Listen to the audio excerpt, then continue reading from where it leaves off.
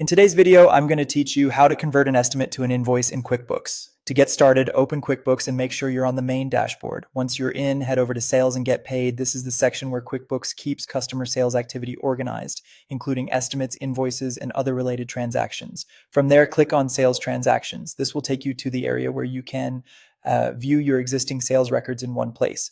If you work with a lot of customer activity, this page can save time because it lets you quickly locate the document you need without jumping between different menus. Now find the estimate you want to convert. Take a moment here to make sure you're selecting the correct one, especially if you have multiple estimates for the same customer or project. It's always a good idea to confirm the date, customer, and amount before moving forward. Once you've found the right estimate, go to the action column next to it and select Convert to Invoice. In some cases, this option may be inside a drop-down menu, so if you don't see it right away, click the arrow to reveal more actions.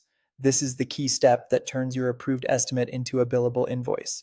After you choose that option, QuickBooks will automatically generate an invoice draft for you. The helpful part here is that the draft is pre-filled using the original estimate information, which can save time and reduce manual entry errors. You won't need to rebuild the invoice from scratch. At this stage, you may have the option to invoice for the full amount or only part of the estimate, such as a percentage, if progress invoicing applies to your workflow. This is useful for larger jobs or projects that are billed in phases. Choose the option that matches how you want to bill the customer. Next, review everything carefully. Check the quantities, rates, and totals, and make any edits that are needed before finalizing the invoice.